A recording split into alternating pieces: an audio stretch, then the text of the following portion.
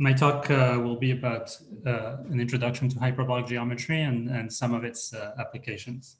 So I'll start with a little bit of history. So it's a long history that goes back to Euclid of Alexandria. And so he wrote this famous book, The Elements, that's typically presented as the most influential textbook of mathematics ever written. And effectively, it remained kind of the reference for geometry and mathematics for over 2,000 years. And although it's very old, the approach seems very modern, and the idea is to construct all of geometry and even all of mathematics on solid foundations with following the rules of inference, of logic, based on a very few set of fundamental truths called postulates or axioms. So here I just included a photo of a manuscript of the Elements where you can see the Pythagorean theorem. So this is a 9th century manuscript.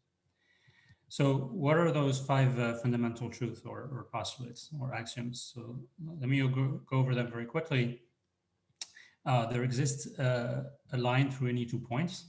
So here it's implied that it's a straight line, and we're talking about a plane. So in the Euclidean plane, any points can be joined by a line. Any line can be extended indefinitely, so lines are infinite. One can always draw a unique circle given a center and a radius. All right angles are congruent, which means they look the same.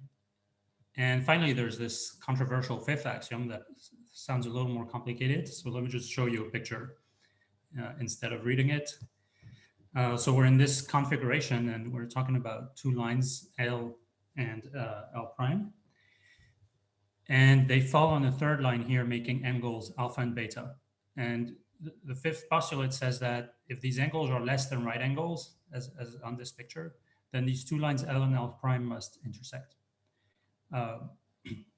So you might wonder, why is this controversial? It sounds very reasonable, as this picture shows that L and L prime intersect on the right-hand side here.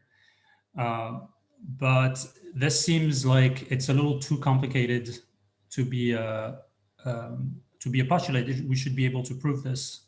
It should be one of the most basic truths. And so for a long time, mathematicians tried to derive this axiom from the other form, and they were unsuccessful for almost over 2,000 years. And finally, in the 19th century, mathematicians created or discovered the geometry where the first 4 axioms are true, but not the 5th. And this is hyperbolic geometry. And we have some of the most famous mathematicians here whose names are attached to this new geometry. So I want to show you what it is, and there is different models for hyperbolic geometry, but one of the reasons it took so long for mathematicians to discover it is that unlike spherical geometry, it's hard to represent because there's no perfect way to represent the hyperbolic plane. So this is one of the possible representations of it is this disk called as the Poincare Disc. So it's the inside of the circle. And what we call straight lines in hyperbolic geometry would be these arcs that you see that are actually arcs of circles, Euclidean circles that are orthogonal to the boundary of the disk. And well, maybe it's kind of clear, for instance, that the first axiom is satisfied. So if I have 2 points A and B, I can draw a unique line, straight line between quotes like this. Now, what's not accurate in this model is the measurement of distances, because so I would have to tell you how you measure hyperbolic distance between points, but it's very different from the Euclidean measurement. And in particular, when you approach the boundary of this disk, the hyperbolic distance actually explodes. So this hyperbolic disk looks finite for us, but it's actually infinite for hyperbolic geometry. So I'm going to tell you about another model in a moment. And so here I'm illustrating the failure of the 5th postulate, where you see 2 lines L and L prime that do not intersect, even though those angles alpha and beta are less than 90 degrees. So the development of hyperbolic geometry in the 19th and 20th century was incredibly fertile, with many applications, both in pure and applied mathematics and other sciences. So here I just listed a few, that I could talk about for a long time, but today I want to focus on two particular connections, which is the theory of relativity and data science. And so I'm going to tell you more about that. But let me just mention before I go there that in the GRG group of Anna Winhardt, so groups in geometry, most members are especially interested in studying groups of symmetries and groups of isometries of the hyperbolic plane and of their generalizations. And so here I'm showing you on this slide what's called a tessellation of the hyperbolic plane. So this is a tessellation by triangles that was beautiful hand-drawn drawing by Klein and Fricke in the 19th century. And so maybe you can see this tessellation has a lot of symmetries, hyperbolic symmetries. And so this mathematically behind this picture, there is a group, and it's a fascinating and rich subject to study these hyperbolic groups. Okay, but let me move on to the second part, which is the pseudo-Euclidean model of hyperbolic geometry and the connection to the theory of relativity. So the idea of this model is that hyperbolic geometry is anti-spherical geometry. So first, let us remember what is spherical geometry. Well, it's simply the geometry that you have on the sphere. So here, this picture shows a sphere in three-dimensional Euclidean space, and it's been known for a long time that we can do geometry in a sphere in many ways similar to Euclidean geometry. So for instance, we can draw triangles like this, and we can do trigonometry and so forth. So here, notice again that there's a different notion of straight line than in Euclidean geometry, because this looks curved to Euclidean eyes, the sides of this triangle, but they're straight lines, meaning geodesics on the sphere. And so those geodesics on the sphere here are great circles. Mathematically speaking, a sphere is defined as a set of points that are at a fixed distance from the center. So the equation of the sphere is this equation I've written here, because the Euclidean distance, the distance between O and M square, is written in Euclidean geometry as a sum of squares. You might remember this as it's a version of the Pythagorean theorem. And here, so we're talking about the Euclidean distance. So this picture illustrates that if you take any point M on the sphere here, it's at a distance r from the center O. And so this equation that I've written simply encodes that. By definition, the curvature of the sphere is 1 over the radius square, which makes sense because it says that the bigger the radius, the closer the curvature becomes to 0. So a very, very large sphere, like the Earth, has a very small curvature. It's almost flat. Now, what we would like to do in hyperbolic geometry is have an analog of this with negative curvature. But as you can see, this doesn't seem possible to have negative curvature because there is a radius square here, and so that's always a positive number. So how do we deal with this? And what we're going to do is we're going to change our Euclidean distance into this Minkowskian distance, where one of the plus signs has become a minus sign. So as you can see, this was the Euclidean distance with a plus, and I replaced this last plus with a minus sign. And so I get something like a distance that's a little bit weird, and we call this the Minkowski distance. And with respect to this distance, we can define a sphere of negative square radius. So here I put, in my equation, I'm going to put a minus sign in front of my radius square. And I'm going to get an equation of something. So if I just show you what it looks like in three-dimensional space, it's this blue surface that mathematicians call the hyperboloid. That doesn't look like a sphere at all. So this is our kind of anti-sphere. But algebraically speaking, it shares many, many properties with the regular Euclidean sphere, even though it looks completely different. I've shown you here what a straight line looks like on this surface. So it's this red line here, which is the analog of a great circle on the sphere. And so this will be our geodesics in hyperbolic geometry, which are hyperbolas. And this hyperbola is the reason for the name hyperbolic geometry.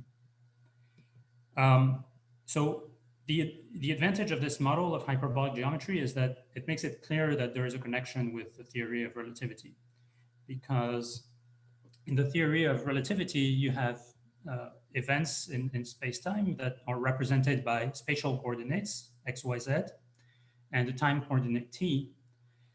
And the distance that this pseudo distance that I defined in the previous slide is also encountered in relativity, and it's called the space-time interval between events. And this is the fundamental idea of relativity theory, is that this distance is inherent to space-time. So let me explain to you very quickly why this is the case. So theory of relativity was developed after people realized experimentally that the speed of light is constant in any referential, in any inertial frame, which violates Galilean physics. You know, in Galilean physics, when you change observer, you have to add the velocity between the two observers to the velocity of an object. And so the velocity of an object can be, the speed of an object can be infinite. But here we observe that the speed of light is just doesn't depend on the referential. And mathematically, it's easy to show that this means that this pseudo distance I've written here is invariant when you change your inertial frame, when you change the observer. And so because of this same pseudo distance in hyperbolic geometry, there is a kind of dictionary between hyperbolic geometry and the theory of relativity.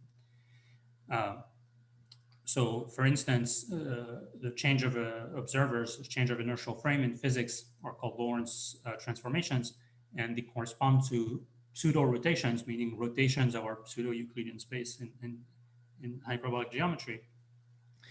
And in physics, the velocities of particles correspond exactly to points on our pseudosphere.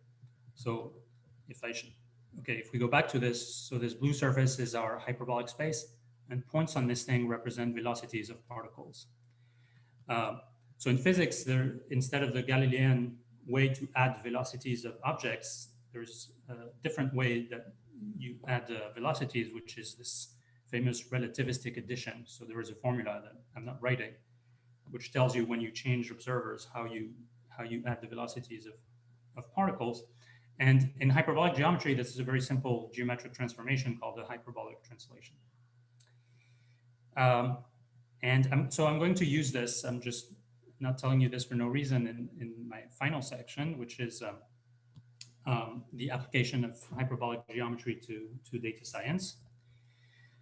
So first, let me quickly define a few terms if maybe you've never heard of data science before. So one could define it as the science of extracting information from data. And one crucial question for this is how to represent the data that you're given in a way that makes it best to analyze it. Machine learning is a closely related field where the idea is to develop algorithms that can learn with experience. And so the more you feed machine learning algorithm data, the better it becomes. And this can be especially useful for what's called representation learning, which is solving this question of how to represent the data. And a subfield of machine learning is deep learning, where the main player is these deep neural networks. And the idea here is to develop machine learning algorithms that are just the repetition of many, many, many elementary tasks. And you adjust these algorithms. So these algorithms have many, many parameters, and you adjust them with training. So with experience, mathematically, that's a gradient descent method. So I'm going to say a little more about all of this. But first, let me motivate. So why can I want to make the point that hyperbolic geometry can be useful for this. And so, what is the idea? Well, there's two things. First of all, there's the idea that for representation of the data, so for representation learning, it might be a good idea to represent our data in a hyperbolic space instead of a Euclidean space. So, usually, typically, you would represent data, for instance, as a graph embedding in a Euclidean space, meaning you kind of draw a cloud of or nodes of edges and stuff in maybe a two-dimensional or a three-dimensional or a higher dimensional space, but it's always kind of a Euclidean space. And one could think about doing a similar thing in the hyperbolic space. And the second idea where you could use hyperbolic geometry is so this field called geometric deep learning, where we're going to define some kind of hyperbolic version of neural networks. And I'll say more about that. So why is this a good idea? Why would anyone want to do this? Well, it so happens that many data sets in a way have inherent hyperbolic structure. And so many data sets are best represented in hyperbolic spaces. And I'll try to tell you why. And so in particular, for these data sets, it makes sense that you would adapt your machine learning algorithms to reflect this geometry in their architecture. Okay, so I'll finish by explaining a little bit more what I mean by all of this. So this is an example of a hyperbolic graph embedding for a data set called the WordNet noun hierarchy. So you see this data set consists of many, many words, many, many nouns, and they have there's a hierarchical structure. Nouns are related by semantics. They can be synonyms or supernonyms or whatever. And so you can represent this kind of as a graph structure. And so this picture shows an embedding of this data set in a hyperbolic disk. And so you might notice that there's these dark areas near the border. So this means that there's an unbelievable amount of nodes that are compressed near the boundary. But you have to remember that, so this is not a flaw of the embedding, but this is a feature of this model that distances are compressed when you approach the boundary. So this is a flawed representation, but if we had hyperbolic eyes, we would see all this data nicely spread out in this hyperbolic disk. And it's not possible to nicely spread out all this data in a Euclidean model. And the reason is because this data set has this inherent hyperbolic structure. Said differently, there is kind of an exponential growth to the number of nodes. So you start from one node, it has many neighbors, and each neighbor has many neighbors, and you have a kind of exponential growth rate. And this happens a lot for many data sets, and these data sets are best represented in a hyperbolic space. So here is just a second similar example with historical linguistics, so where nodes are ancient languages and you have hierarchical relations between them. And so in order to solve these tasks and do these representations, one might try to do some hyperbolic version of deep learning. And so what this means is you take a standard neural network. So if you've never seen one, it looks kind of like this diagram. So a neural network consists of many neurons that are organized in layers, and each neuron performs very simple operation. So typically you have the input layer. So these first orange neurons, they take some data, and then you have these many hidden layers that apply elementary operations with parameters that you have to adjust. And then finally you have this output layer that gives you the results. And these elementary operations are, almost all of them are linear operations on vectors, such as the addition of vector or a scalar multiplication of vector by a constant. So this is what all of these green neurons operate. And typically you also have activation functions in the upper layer, but let me kind of ignore this. Now the essential idea is that these linear operations, there is a geometric interpretation of them as Euclidean transformations. So for instance, linear addition of vector, you can think of it as so adding a vector is like a translation in the Euclidean space. And when you compose these operations, adding and adding, it's like composing translations. And so in a way, we're talking about Euclidean transformations of our data sets. And so when you see things like this, it's clear what the hyperbolic version of this should be. It's applying hyperbolic transformations, hyperbolic geometry transformations instead of Euclidean transformations. So in particular, these hyperbolic translations I mentioned before. But the cool thing is that, as I've mentioned before, this hyperbolic translation is nothing else than the relativistic addition of velocities. And so this puts it this way to put things, it makes it kind of practical for people to code, for instance, where you take your standard neural network and all you do is you replace the standard addition by relativistic addition, and you can find the formula in evoke. And so this is a relatively new field, this hyperbolic neural networks and geometric learning, but my understanding is so far, empirically speaking, it works. There's good results of how this works. And I'll finish by mentioning that at HITS, there's an ongoing collaboration with members of the GRG group, and so the math group and the natural language processing group to generalize these ideas to more general geometric spaces than hyperbolic spaces that are known as symmetric spaces. So for instance, there's this paper, Symmetric Spaces for Graph Embeddings, by Federico Lopez and Navin Hardent and others who study graph embeddings in symmetric spaces. All right, thank you very much.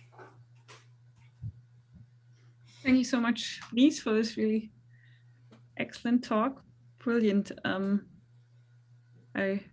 The discussion is open. I welcome questions.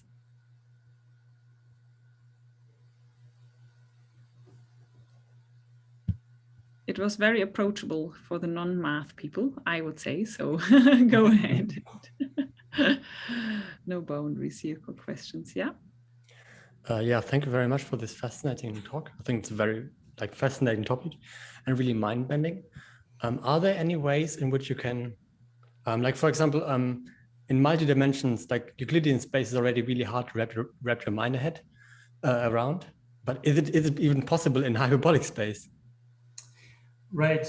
So yeah, that's a good question. And high dimensionality is a thing that's very important in data science. And the key question is typically you start with data that is represented in many dimensions, and what your neural network's task is a lot of the time is to try to reduce the number of dimensions. So it's true that high dimensions are hard to wrap around your head around, but it's not hard actually for computers. And for computers, linear operations they don't care that it's three-dimensional. For us, what's 4 dimensions? It's complicated, but for computers, really, it doesn't make a difference. And computers, more and more, the architecture is especially designed like these GPUs and so forth to handle these linear operations. Now, so hyperbolic geometry, I would say for mathematicians, it's also not a big deal to have high dimensional hyperbolic spaces. It's something you just get used to. You can't really see them, but they're not that mysterious. Now, on the other hand, I think what's true is that computers are not well adapted to deal with hyperbolic geometry and hyperbolic operations. And that's, I think, probably one of the big limits of geometric learning is performance. So I'm really not an expert, but I think theoretically speaking, geometric learning can be much more efficient than standard Euclidean, but then in terms of processing, computer time, it's probably kind of tricky. Thanks. Saskia is next. Thank you very much for this very nice talk. I have just one question. So you say that a lot of data sets are hyperbolic, but how can you easily test whether or not your data set would fit better on a Euclidean space or on a hyperbolic space? Yeah, that's an excellent question. And I think it's, this question is like basically a lot of what the research is about. And it's not necessarily easy to answer. And in fact, so you could even extend this question to like, well, maybe not all data sets are Euclidean or hyperbolic. Maybe some of them have inherent structure that are, so for example, you could imagine a data set that has that is a mix. It's partly Euclidean, partly hyperbolic. And so how can you predict this in advance? Like what is the best way to represent your data set? And so, I'm not part of this collaboration, and some of the authors are here, but listening. But I think that's partly what they address in this paper. Is so you see these graphs here that I've shown that you see on this slide. They try to represent them into different symmetric spaces, and see which ones give the better embedding. What I would say is that you could say that in some sense you could expect hyperbolic data sets to be generic. It's kind of surprising, but so if I give you a random data set, I would probably predict that it will be hyperbolic and not Euclidean and not anything. And that's just because of this phenomenon that I briefly mentioned, that basically graphs typically have an exponential growth. So for instance, if you do, I don't know, like a genealogy tree where, each generation has, n children, then very quickly you'll see an exponential growth rate. And that's kind of a characteristic of hyperbolic geometry. Okay, thank you very much. Thanks. Camilo has got a question. Yeah, Race, thank you very much for this very nice presentation. I had a very simple question. I was wondering whether the hyperbolic or the Euclidean neural networks give a different result. And the difference is more how you handle the data internally to get that same result, or is actually two very different outcomes? And if it's two different outcomes, how you judge whether it's an Euclidean or a hyperbolic representation the best way to go? Right. Yeah, that's a very good question. And, to be honest, we're reaching the limit of my expertise. I've not dealt that much myself with hyperbolic neural networks, hyperbolic and otherwise. So some people here would give you a better answer than me. But first of all, it's not an obvious question. Is like how you have to set. So typically when you do machine learning, you have something like a cost function, something that you want to optimize, and that's supposed to measure. So the answer also depends on if you know in advance what you want to optimize and how you want to measure it. And so, for example, a typical example in machine learning, I think, is this notion of autoencoder, where you have a bunch of data, you force it into a model, and then with machine learning, you try to see if you can recover the original data, features of the original data that you started from. And so this is some way you can test, if your algorithm is doing a good job or not. But yeah, so certainly I think it's an important part of the question is how to measure the effectiveness of these machine learning algorithms.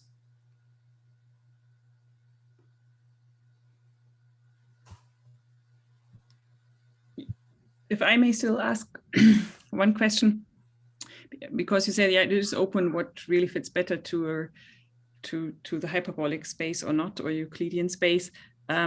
These social networks or traffic networks, graphs that many have looked in, and often they are depth scale free, would they fit really well into this hyperbolic geometry, such data? Yeah, I mean, I don't know the answer to this. I think it's still ongoing research, and so people are studying this. What I can tell you is that when I prepared for this talk, superficially, I Googled things like, geometric deep learning to see what's going on. And for instance, I found a blog post on the internet that was on geometric deep learning that was written by a Facebook engineer. So, and they're saying, oh, it's a new, world-changing new paradigm, this geometric deep learning. So my impression is that yes, their social networks are very, very interested in this new, but yeah, it's a new emerging field. I think the first paper on hyperbolic neural networks was 2018 maybe. And so I think it's only the beginning of trying to analyze real world data with these algorithms. Great. Thank you very much again for this nice talk and the discussion. Please